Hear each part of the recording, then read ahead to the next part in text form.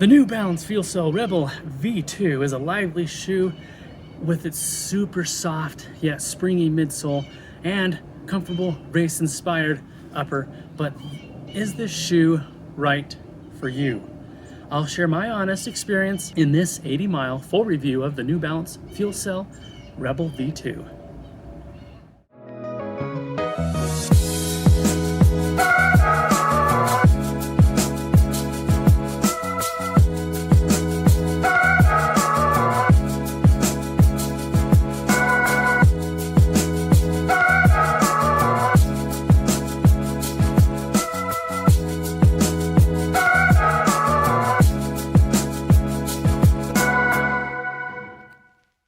Couple quick things before we get started into this full review. First off, please subscribe to the channel, give it a thumbs up, and comment down below. Let me know what your favorite shoe has been this past year. Is it the Rebel V2 or is it something else entirely? Secondly, New Balance did send me this shoe, the Rebel V2, for the purpose of review, but I am not otherwise getting paid or influenced to say anything. All thoughts, experiences, and opinions are strictly my own. With that out of the way, let's get on with a review of my experience in the New Balance Rebel V2, and stay tuned at the end of the video where I will compare the Fuelcell Rebel V2 with the Propel V2. Okay, now for the review. The Rebel V2 weighs in at 204 grams or 7.2 ounces in a men's size and 167 grams or 5.9 ounces in a woman's. It features New Balance's proprietary Fuelcell midsole, 26mm heel, and 20mm forefoot for a 6mm drop. Synthetic and mesh upper, flat and soft laces over top a non-gusseted and lightweight tongue. New Balance's endurance rubber outsole, and is sold for $130 US MSRP. New Balance describes the Fuelcell Rebel V2 as being, quote, "Up for your training runs and intense workouts alike, the responsive men's running shoe features our highest rebound Fuelcell performance foam currently on the market." End quote. After more than 80 miles of running in this shoe, ranging from easy miles to tempo speed sessions to long runs up to 20 miles, I'm going to give this shoe a solid 8 out of 10. That's a good score, but it does leave room for other shoe considerations, especially if you're looking for a single do-it-all trainer. That said, I feel that the Rebel V2 and the Propel V2 make a solid training duo for your various types of runs. I will continue to use this shoe, particularly for hill repeats and tempo runs, thanks to its soft and springy Fuelcell midsole. Speaking of the midsole, the Fuelcell compound found in the Rebel V2 is extremely soft and squishy, more so than in any other shoe I've tried. The super soft midsole is certainly something to get used to. Honestly, I'm still not sure what to think about it, but I can tell you that it seems to come alive when you pick up the pace. It might be soft, but it's also responsive, and it rewards a more lively tempo-paced effort. Even though the midsole is intriguingly soft, I question its purpose for being so soft. Why would a lightweight tempo need to be this soft? And that, for me at least, is where I feel conflicted. I find myself enjoying the ride and feel of the shoe, but only after thinking twice about it. Lastly, because the midsole is so flexible, I only recommend the Rebel V2 to runners with strong feet and ankles, and to be used as part of your shoe rotation and not your everyday driver. Even with the midsole flares that extend slightly outward on each side, the medial and lateral side of the shoe, you may find yourself collapsing either side of the shoe if you do not have a good, strong, natural foot strike. Moving down to the outsole, we find New Balance's endurance rubber, which is fairly soft and grippy. I found it to grip well on the roads and the sidewalks, even in the rain. The lightweight outsole is actually very good and lasts longer than you'd expect. I also appreciate that they put the rubber where you need it and not where you don't, helping to keep the weight down. The upper of the shoe is one area that I love. Its design is unique, it's durable and lightweight, and it's comfortable.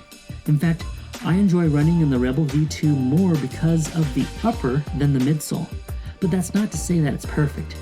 In fact, Many reviewers on the New Balance website stated that they had to size up half a size. I too found that my usual men's 9.5, my toes kiss the end of the shoe and it can be uncomfortable at times. This did get a little bit better after a handful of miles, but it can still be uncomfortable, particularly when running downhill.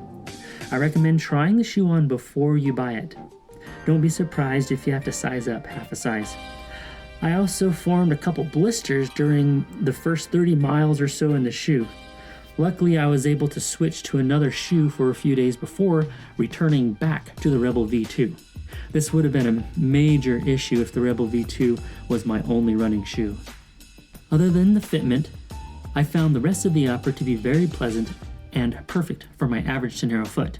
While the tongue is not padded or gusseted, I found it to stay in place and offer comfort due to the soft and flexible material. The laces are also soft, flat, and offer a secure hold across the top of my foot without any pinching or hot spots. My foot also felt secure around the medial and lateral side of the shoe. I'm not sure how New Balance managed to do this, but they managed to balance a lightweight, comfortable, and secure foothold in a manner that is among the best that I've ever experienced in running shoes. The choice of material, being an engineered synthetic mesh, is also spot on. I love just how breathable and lightweight and durable the upper materials are. Speaking of comfortable materials, looking at the back of the shoe, the heel and ankle collar are perfectly padded with soft materials. You'll find just enough structure here to hold your heel in place without any Achilles heel interference or rubbing. Other than the toe box coming up a little short, even after a 20-mile long run, I found the upper to remain comfortable the entire time. So what are your thoughts on the Rebel V2? For me, it's a great shoe, but not one that I find myself using more than once or twice a week. The midsole is unique. It's good, but I feel that New Balance overlooked the intended use of the Rebel V2 when implementing the super soft and squishy fuel cell material. Even if they got the sizing right, I feel that the shoe is best for faster paced efforts, not on the track, and possibly hill repeats when you want a lightweight and lively shoe. In short, I have mixed emotions about the Rebel V2, and perhaps that is because I didn't find myself gravitating to use the shoe more regularly.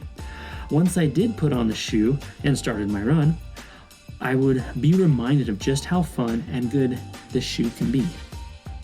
Oh, and remember earlier when I mentioned that there may be other shoes to consider, especially if you're looking for a single do-it-all trainer? The first shoe that came to mind that I have really enjoyed is the Skechers Razor XS. New Balance does have the upper hand on the Rebel V2 by providing a higher quality build and arguably more thought out design. Let me know in the comments what your thoughts are on the New Balance Fuelcell Rebel V2. Moving on from the review, let's briefly compare the Rebel V2 to the Propel V2. As stated earlier, I believe that both of these shoes make for a great training duo. The Propel V2 being more of your workhorse, everyday miles that you're going to be putting in, and the Rebel V2 being more of your tempo, fartlek, speed training shoe, and potentially a good racing shoe for you as well. New Balance offers both of these shoes as part of their fuel cell lineup or the fuel cell family. However, there are way more differences than similarities between these two shoes. First off, let's start with the midsole. As stated earlier in the video, in the full review, the Rebel V2, the midsole is very, very soft, very responsive, but very soft. In the Propel V2, it's squishy, but it's more like Nike's React foam is how I would compare it. So it's soft. It's got some good cushioning there, but it's not nearly as soft as the Rebel V2, and it's much more of a dense feeling foam. I think you're gonna get a lot of life out of both midsoles, but I think you're gonna get a little bit more out of the fuel cell midsole that's in the Propel V2. Now I've got about 300 miles in the Propel V2 compared to about 80 miles, and this shoe is still feeling very good underfoot. Going to the outsole, you're gonna get in the Propel V2 a much more durable rubber on the forefoot portion of the shoe. It's a little bit thicker than in the Rebel V2, so it's going to last a lot longer. Again, 300 miles compared to about 80 miles, and they're showing about the same wear. I've got a little bit more wear back here on my heel, but the forefoot has about the same amount of wear, just going off of looks. But again, 300 miles in this, so I'm really been impressed with how well this shoe has stayed in this condition and withstood the miles. Going on to the upper, again, nothing similar at all between these two shoes. The Propel V2 has a gusseted tongue, so it's going to be held on both sides here, which is actually quite nice, quite comfortable. The tongue comes up a little short. I wish it was about a 1/4 inch longer in the Propel V2. Not gusseted, of course, as mentioned, but and a much looser, softer, but not as thick, not nearly as padded tongue. Very comfortable, though, as mentioned in the video. Both uppers, actually, I found to be extremely comfortable. I really liked both of them. Another big difference is the fabric that New Balance is going with. So you're going to have more of a synthetic mesh throughout most of the upper on the Rebel V2, and just a standard typical engineered mesh on the Propel V2. So this material on the Propel V2, it's thicker, not quite as breathable, but it is arguably maybe more durable. I know some people have had some issues on the medial side where the fabric right along here starts to separate and tear. I have not experienced that. Maybe I just don't have enough miles in the shoe, but haven't experienced any quality issues. I think the upper on the Rebel V2 is durable. I really like it. It's very lightweight and breathable, but again, for the longevity and putting in more of those miles, the Propel V2 might have the advantage. That said, though, it is slightly heavier, and so that's where the Rebel V2 is going to outshine as far as being more of a performance-oriented shoe as opposed to your daily workhorse shoe. The back of the shoe, the heel, you're going to get a softer, slightly more flexible heel in the Rebel V2. It still offers some pretty good structure right along the very back here, so your heel's not going to be moving around.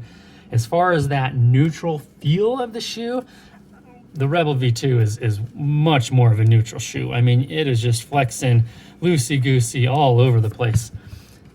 The Propel V2 is also neutral, but not nearly as much as the the Rebel V2.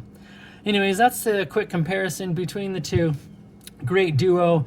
Put most of your miles into this, your easy days, you could do your long runs, and then when it comes to tempos and fartleks and picking up the pace a bit more, maybe some hill speed workouts, the Rebel V2 is going to be my go-to shoe of choice when considering these two together. So that is it for today's review of the New Balance Fuelcell Rebel V2. Hope you enjoyed that one. Thank you all for being here. Please subscribe to the channel, give it a like, and drop a comment down below. I will see you on the next video. Thank you all. Be consistent, express gratitude, and enjoy every mile. See you on the next one. Bye-bye.